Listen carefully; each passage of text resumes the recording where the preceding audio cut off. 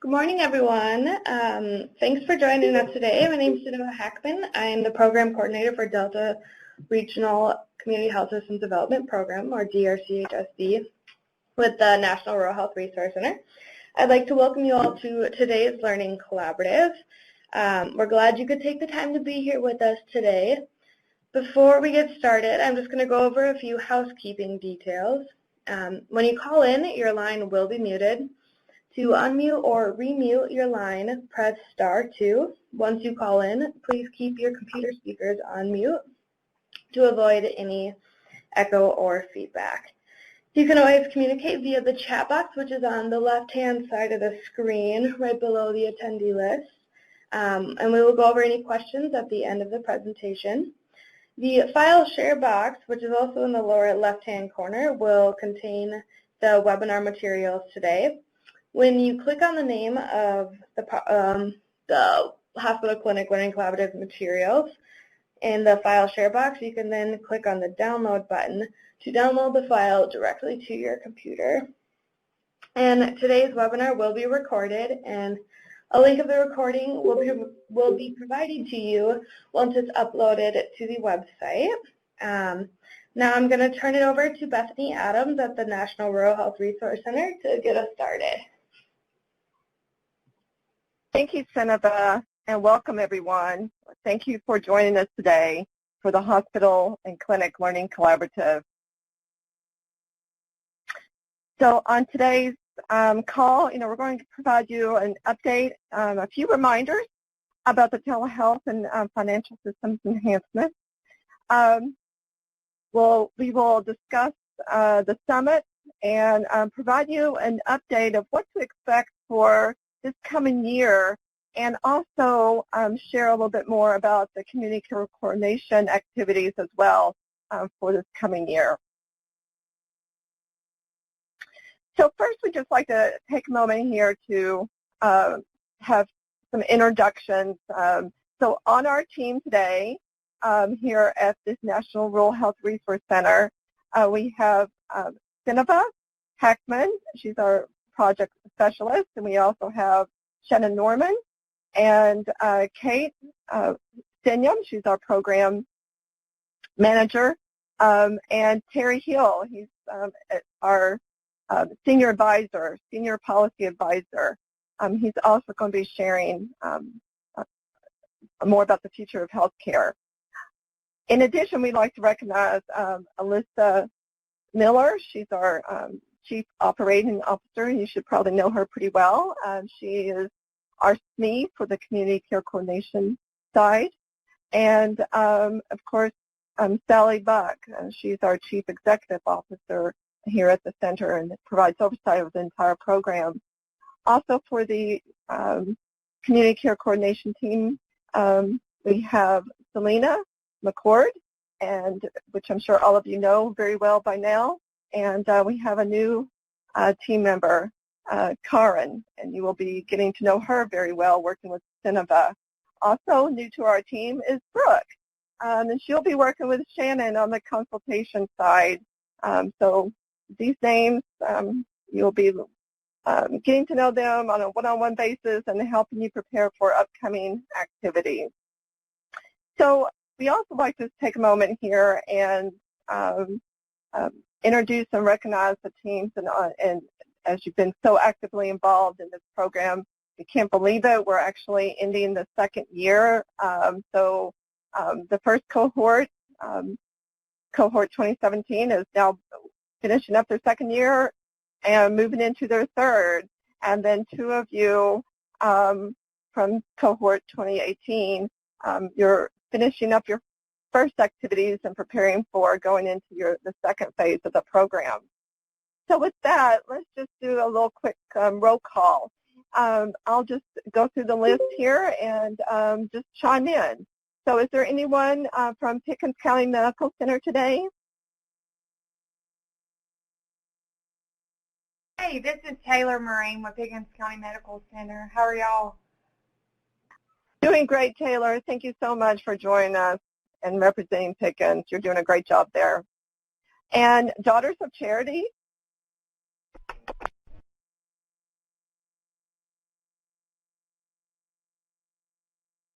Oh, Lisa, I see that you typed in. Thank you so much. Glad that you can join us, so thank you. Chico Memorial Medical Center. Anyone on from Chico today? And I also see Brenda Jacobs. She's typing from Daughters. Thank you. That works. Chico Memorial. Delta Memorial Hospital. Looks like Kimberly Snow for Delta. Awesome. And I see Karen typing. Wonderful. Thank you for joining us. Drew Memorial Health System team. Anybody on from Drew?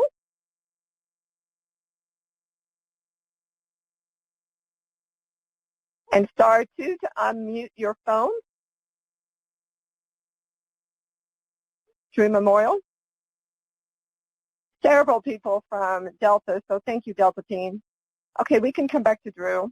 Natchitoches Regional Medical Center. Is anyone able to join us from Natchitoches? Hi everyone, Okay. this is Tricia from Natchitoches Hospital. Wonderful. Morning, Thank you for everyone. joining us. Hey, morning. Thank you. Tippah County Hospital. This is Tracy at Tippah County, and my Delta team is here with me. Fantastic. Thank you so much for joining us today. And Iron County, they're quick on the draw. They chimed right in, and Cindy and Judy, I see that you typed in as well. So thank you so much for joining us. Scott Memorial Health System. Is anybody on from Scott?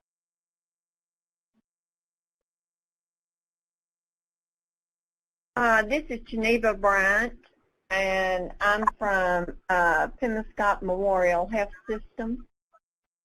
Wonderful. Thank you for joining us today. And I also see Sarah, she typed in as well. Thank you, Sarah, for joining us from Natchitoches. Geneva, thank you. Hardin Medical Center. Is anyone on the call from Hardin?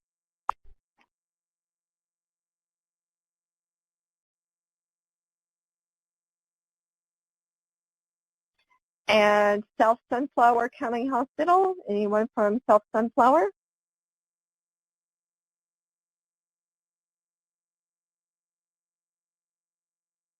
Okay.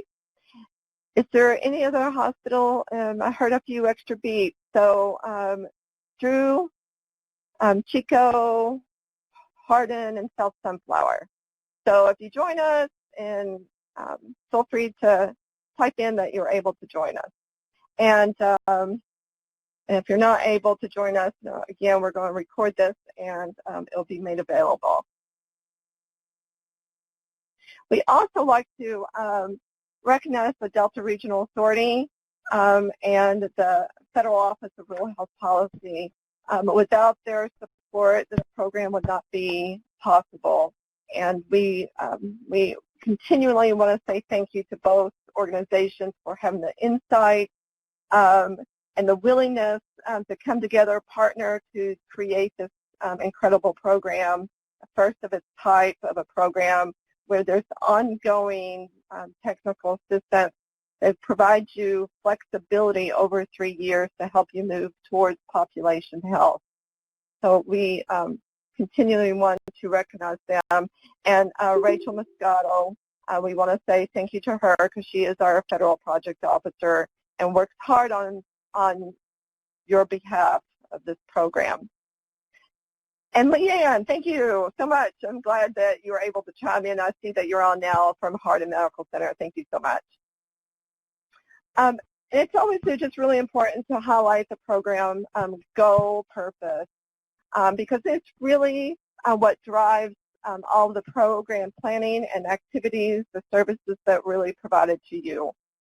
So this program, the real purpose of this program is over long term help you prepare for population health by primarily helping you create a continuum of care, build a infrastructure at the local level to help you prepare for a new delivery system, a new payment model as we continue to merge towards the future population health so that you will be positioned to manage population health in the future. So helping to make those in-depth system enhancements. And again, the way we really go about this is through our program goals. The first part is improving financial position, improving operational efficiencies, improving that quality of care, patient satisfaction, focusing on inside the organization first. As we move forward over the 2-3 years, we continue to focus on workforce needs, implementing telemed and telehealth to help you grow services, provide the right service, or use the fill-in gaps in services at the local level. A big focus of this program is also thinking about how can you work collaboratively through your community care coordination with your local partners to improve access to emergency medical services, integrate these social services. Again, coming together with your community joint partners to really develop that plan and pulling all of these action plans together at the end of the 3 years to have a sustainable approach to moving towards population health. So with that introduction, I am now going to turn it over to Kate Stenyon, Program Manager, and she's going to give you an update on telehealth and the financial system enhancement reimbursement and the process and deadlines. Kate?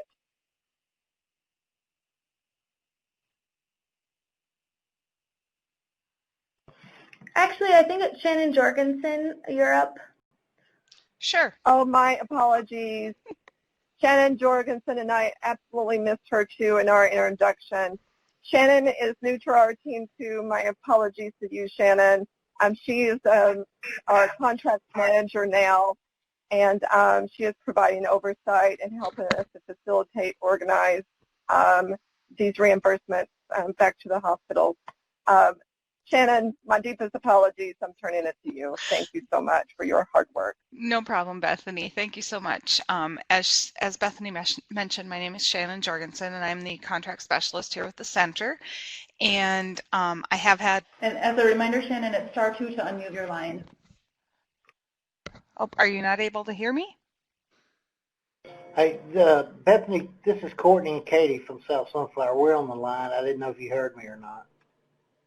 Oh, no, we missed you, so I'm so glad that you joined us as well. Fantastic. Thank you. Are you not able to hear me?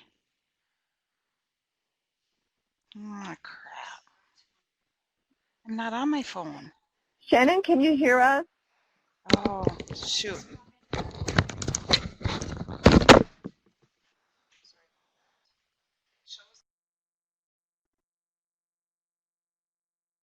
In the interest of time, She's actually on her way right now. Oh, fantastic. Thank you, everyone. Yeah, sorry about that. Just some technical difficulties. Sorry about that, folks. Hi, my name is Shannon Jorgensen. I'm the contract specialist with the center, and as Bethany mentioned, I'm sort of overseeing and managing the process for the telehealth and financial system enhancement reimbursement process with the Delta program. I've had the opportunity to speak to quite a few of you over the last few weeks through a series of question and answer phone calls that we did, as well as just individual calls that I've done either as outreach to your organizations or calls or emails that have come in to me. Really, I don't want to spend a ton of time on this other than to say that we've gotten some really fantastic proposals so far, which we've been fortunate to be able to fund. We have the deadline for this first series, or the first cohort of requests. The proposals are due by August 31st. If there are remaining funds after that deadline has passed, they will be allocated to projects that exceed the initial award, which those levels were established and were included in the packets that you've received about the project proposal submissions. If your projects that you're working on are exceeding those current limits, please submit those projects anyway. Again, because there may be additional funds left over at the end, we'd love to be able to award additional funds to projects as appropriate. I also included just a brief timeline for you. Really, it's very simple. Submit your proposal. We'll make a determination within 7 to 10 days about how much and if you are getting funding. Then the project really goes back to you to contract with your vendor, submit your invoices, and then you'll get a reimbursement check within 30 days from the center to help pay for those invoices. Again, as I mentioned, we're here to help you with this process, and so certainly if you need additional assistance, please feel free to reach out to me directly. I've included both my phone number and my email address on this slide. And again, even if you are having some difficulties filling in all the blanks on the proposal, in the proposal document, certainly submit those requests anyway. We really want to make sure that everyone gets this funding if possible, that projects are moving forward, and we want to assist you in doing that. So I'd rather see an incomplete project proposal come in and we work with you to get it to where it needs to be so that we can award those dollars and make sure that these projects are moving forward. So that's just sort of a brief overview. I don't want to take up a ton of time, but wanted to put it out there and make sure that you knew how to contact me, and I look forward to speaking with you and making sure that we keep this moving forward. I don't know who's up next. Great, thanks Shannon. I really appreciate that overview. Happy Tuesday everybody, this is Kate Stenyum, and it's great to have all of you on the call today. I did want to follow up just quickly on what Shannon was noting. So I know I had sent out some language to the cohort 2018 facilities just yesterday about this reimbursement piece, and your timeline for reimbursement for the cohort 2018, we can start accepting those as of the end of September, September 29th essentially, and then you will still have till August 31st of 2020 for your piece, just to make sure we're real cognizant of the timeline between the different cohorts. So with that being said, I wanted to go over a few pieces for the upcoming summit. So we are really looking forward to seeing everybody in Memphis, Tennessee this year. As a reminder, it is September 24th and 25th. September 24th will be a full day. We'll be kicking off right away, bright and early in the morning, and going till about 4:30, 5 o'clock that day. And then on the 25th, we'll be wrapping up by noon so we can get people out of there on the road after that. So for most people, I'm sure you will probably need to come in Monday, the day before. As a reminder, if you could please register on our website, that'd be great. You have received that information from Keisha Graham. And of the hotel, the discounted rate for the room block at the hotel, that is open until August 25th. So just 12 days from now. So if you could register and get those rooms reserved, that'd be great. We do have the funding available to bring 4 of your staff, 4 participants from each facility, to be reimbursed for the travel to come to the summit. One of those 4 needs to be a community champion, and then it's up to you. Typically it's a CEO, CFO, CNO, or maybe Chief Medical Officer, Chief Operating Officer, but to decide on the other participants. If you have additional people that you would like to bring, please contact me. Again, this is Kate, and let me know, and we'll look into that for you. So a couple other things. I know that last year all of you had to do a presentation at the summit, and we've been getting some questions on whether or not you would be required to do a presentation at this year's summit. So I just wanted to touch base with that while I have you all on the call. You will not be required to do a presentation at this summit, so you do not need to worry about that piece. You will not need to do a presentation at this summit. Trying to think what else. So I wanted to also bring up for the workshop pieces. So we'll be doing kind of a similar format as we did last year, where we have 2 workshops taking place that will be 2 hours long. One will be for the community care coordination folks, and that will really look at utilizing success to address barriers, and specifically looking more into implementing those action plans sustaining relationships with the community joint partners, and also then looking at ways to problem solve to address any barriers that the community care coordination side of things might be going through at this moment. Then the hospital clinic leadership, that 2-hour workshop session is going to focus on communication strategies to improve not only internal but external communications as well. So we had decided on this topic. If you remember taking the employee satisfaction assessment this past year, when we worked with all of the facilities on outlining the priority areas and needs that came out of that employee satisfaction assessment, communication rose to the top for every single facility. So we had decided we would focus the workshop on that particular component. So some of the real nitty-gritty of what we'll be getting into during that workshop with the consultants that will be there will be to develop communication strategies and improve processes that target your staff, your patients, and your community as well. Addressing interdepartmental cooperation and communication processes to ensure that effective messaging to all of your staff, building trust with that communication with all of your management and your staff, and then also looking how we can help the communication out into our community and handling conflict timely and effectively. That's both internal but externally as well. Transparency from the executive leadership, again, both internally and externally, and how to really communicate and engage all of the staff in the future strategy of the facility. So we're really looking forward to those workshops and the overall summit as well. If you have any particular questions for that, either contact myself, this is Kate, or Keisha Graham, and we would be happy to answer any questions that you might have, whether it be on travel or in logistics or about specific activities that will be taking place at the summit. So that was the overall for that, and I am going to turn things over to Shannon Norman now.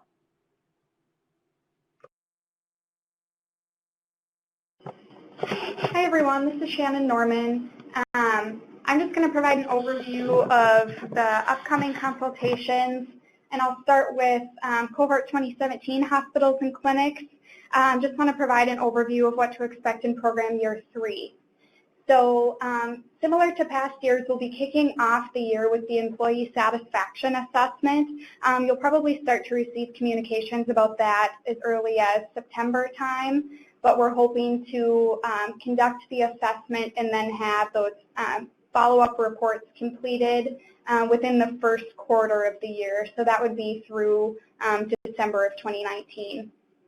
During that time, we'll also be working on scheduling your reassessments with BKD for your revenue cycle management and physician practice management final reports. They'll be providing an update to those that will include one on-site, and then they'll also be resubmitting data requests to get the information that they need. So in the next 4 to 6 weeks, be keeping an eye out for communications from Cineva and I with those data requests, and also to ask for dates to hold for their on-site. We're hoping to have the actual on-site for the RCM PPM final report reassessment. Those will be conducted between December and March. And then we will also be doing that same process with the financial and operational assessment and the quality improvement assessment for those. Again, Stroudwater will be doing that reassessment, and that will also include one on-site. We'll be submitting data requests to you for a response between January and March, and those will be due by March at the latest. And then their on-sites, I'll skip down to the bottom there, that blue box. The financial and operational and quality improvement consultation reassessment on-sites are planned for between April and August. Now, one really great thing about the revenue cycle and physician practice management reassessment with BKD is that we'll also be offering a menu of services through BKD where they will be able to provide one additional implementation service of your choice to help you really finalize progress on your action plans. So keep an eye out for communications about that in the menu of services that you'll be able to choose from as well. as a result of the reassessment that Stroudwater will be completing. We'll be working with them to develop what we're calling a sustainability plan, and details will be outlined further a little bit later on. But what that sustainability plan will look like will vary a little bit by organization. For those of you that have strategic plans, the hope is that this sustainability plan will leave you with something tangible to continue to work on once the Delta grant is completed. For those of you who don't have a strategic plan in place, we're hoping that the sustainability plan will really help give you some direction into the future to continue to move towards population health. The telehealth and or financial system enhancement implementation, that's just a reminder about the update that Shannon Jorgensen provided.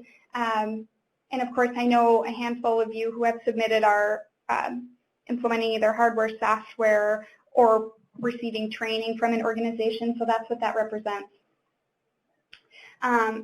I know many of you have implementation technical assistance contracts going on. Many are through Rural Health Strategies or BKD. We're hoping to wrap those up in September and October of 2019, but recognizing that there will still be a couple of projects that need to wrap up beyond that just because of the on-site scheduling. Another component of year 3 that we haven't touched on too much is an EMS, and instead of an assessment, we're actually going to be doing an environmental scan. And so the environmental scan will be a consultant that we're hiring to do kind of an environmental scan of your community, so the locally and regionally available EMS resources. So more to come on that as well. And then, of course, year 3 we'll be wrapping up with the summit, which will be in September of 2020. Cohort 2017 hospitals and clinics, do you have any questions on the upcoming activities for year 3?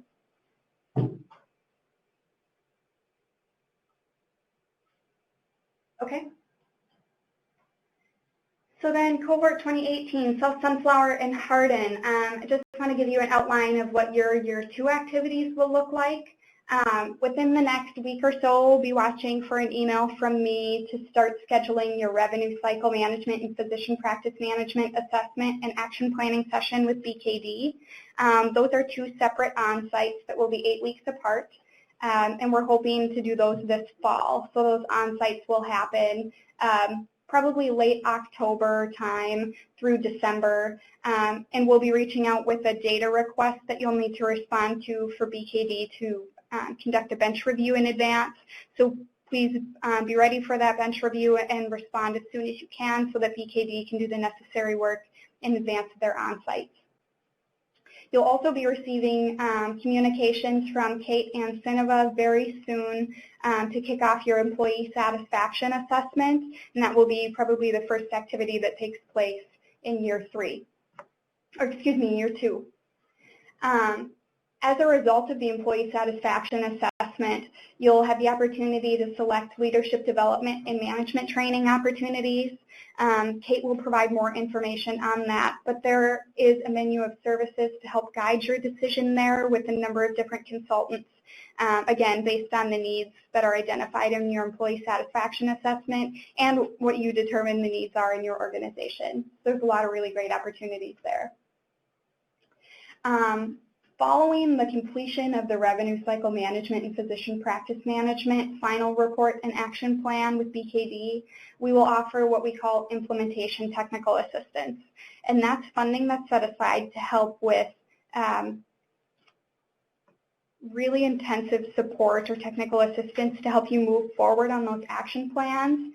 So what that looks like really varies depending on what the needs are of your organization. With the cohort 2017 hospitals, we have a lot of work going on with revenue cycle. A lot of the organizations are focusing on documentation, improvement, point of service collections, patient registration training. We have a number of them focusing on physician contracting, policies and procedures review. So again, really specific intensive technical assistance to help you operationalize your action plans. And we will conduct calls with you to help you determine what those needs are and how best to move forward. And then beginning in 2020, so about January through August, will be the telehealth assessment. and that will be with UAMS. That's the University of Arkansas for Medical Sciences. They'll be doing an on-site assessment and then providing a report with recommendations. And based off of that, you'll have the opportunity to select a telehealth and financial system enhancement request. And again, that's what Shannon Jorgensen provided an update on.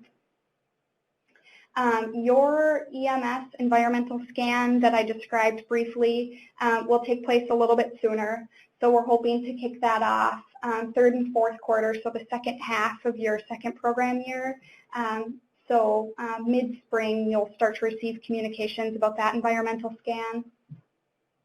And then around that time, late next spring and into the summer, I'll start scheduling what are called recommendation adoption progress calls. And really the purpose of these calls is to check in on your action plan progress. And we really like to take a moment to recognize all of the progress that you've made. We find on those calls that hospitals and clinics are often surprised by how much progress you have made in such a short amount of time.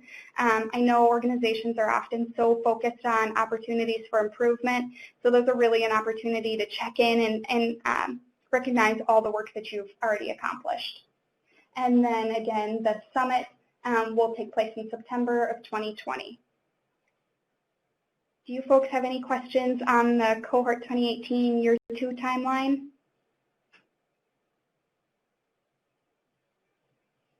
All right, thank you. And with that, I'll turn it over to Selena McCord.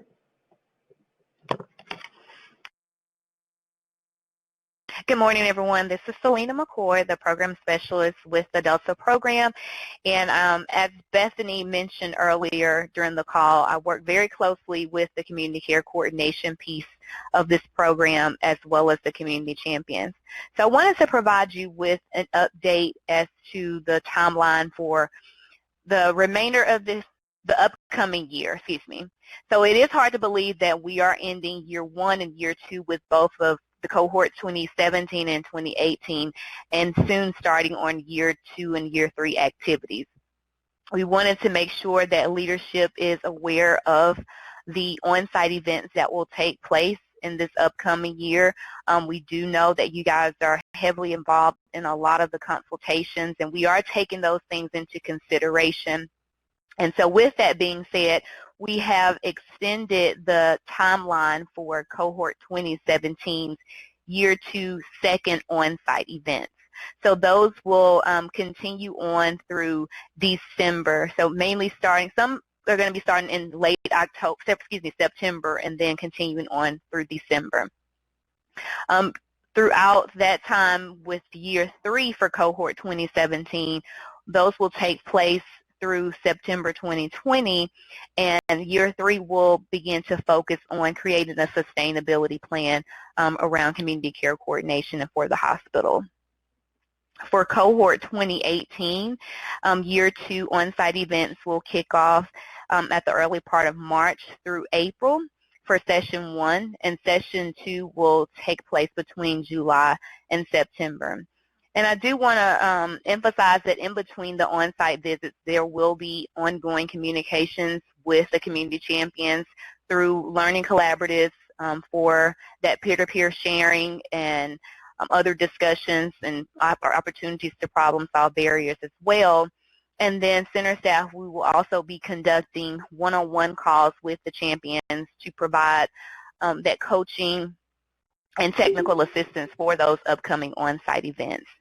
So with that being said, I do want to share with you our process for preparing for these on-site events with respect to the customized technical assistance. So the way in which we will approach the year 2 and year 3 on-site events is we will start by having some exploratory calls with the champions and the leadership teams. And so you'll see during some of the invitations where the leadership teams might be CC'd, so there may be just an option to attend, and then some will be required. So you just look for that. We'll note that during those invitations where leadership is, there's optional or if it's required for attendance, because we know you guys are busy doing so much. And so during those calls, we will work to figure out, specifically for cohort 20, 18 at this point, we'll be working to determine, okay, what are some priority areas that we can implement into community care coordination activities. And so then we'll come back internally and have a planning session to outline the ideas or objectives and goals from what we heard from you guys during those calls. And then we'll have another follow-up call to pretty much share our proposed agenda and as well as some next steps for the champion or the hospital team or even community joint partners. And then lastly, we'll have just some one-on-one planning calls with the champion to provide some more coaching or technical assistance in preparation for those on-site events. Now, it appears that there are, on this slide, that there are typically 3 calls scheduled, but if there are additional calls as needed, that's what we are here for to provide.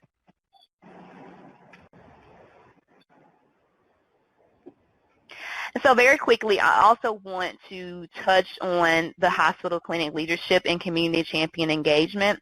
We have learned so many great things during the first year and second year of this program, and we want to share those lessons learned and change some of our approach with how the community champions and the hospital leadership teams are engaging and interacting.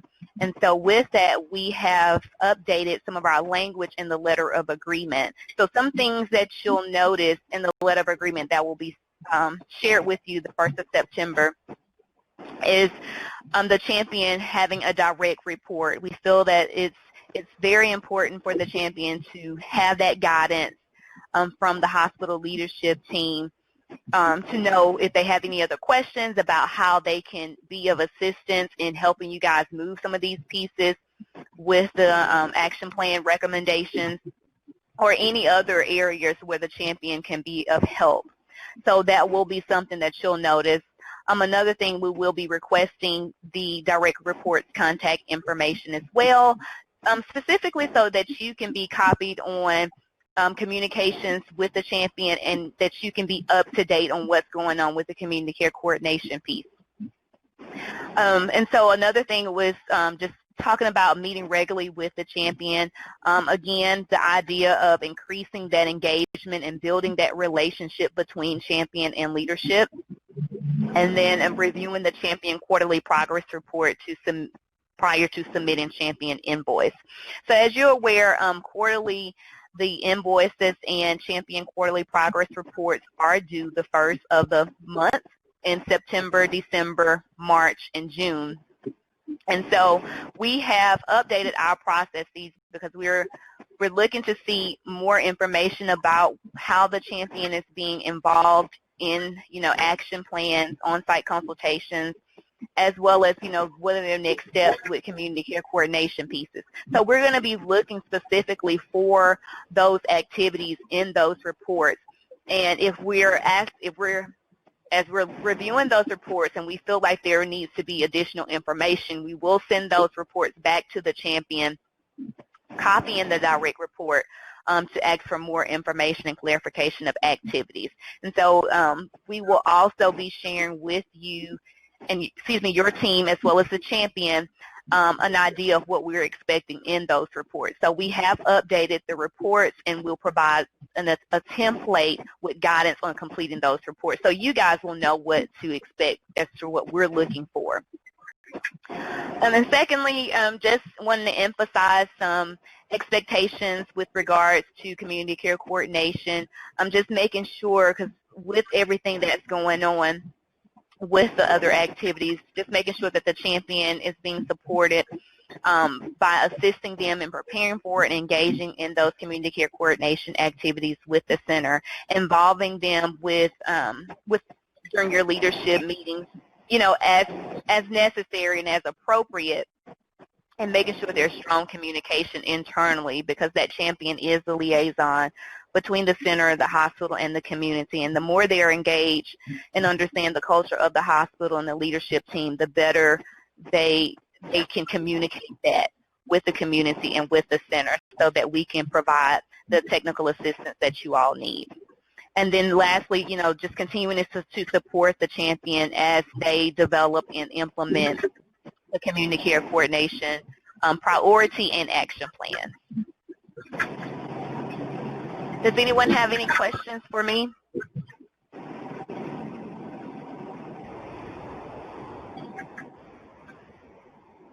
Thank you, guys.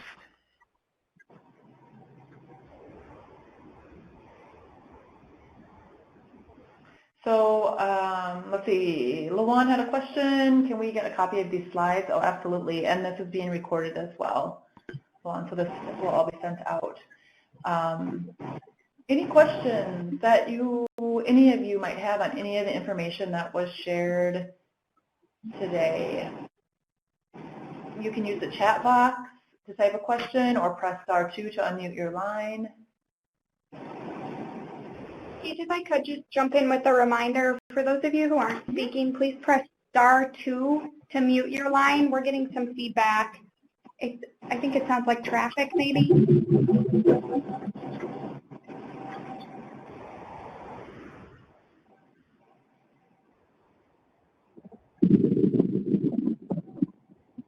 Anybody have any questions? I want to have a couple reminders too. So the next Hospital Clinic Learning Collaborative will actually be in November, because the next time we meet altogether will be in Memphis, Tennessee on September 24th and 25th. And just one more reminder to make sure you get on our website and register for the summit, and also book your hotel room. That does, to get the discounted rate, needs to be booked by August 25th. If there aren't any specific questions, I just hope you guys all have a great Tuesday. We look forward to the next year and working on all these projects with all of you. And hopefully all of you are staying safe and staying cool in this weather. I had heard this morning that it was supposed to be almost 110 degrees in Arkansas. So my goodness, I hope that everybody is able to stay cool and stay safe in that extreme heat. If there are no other questions or comments from our team, we will adjourn today's meeting. All right, thank you. It was nice.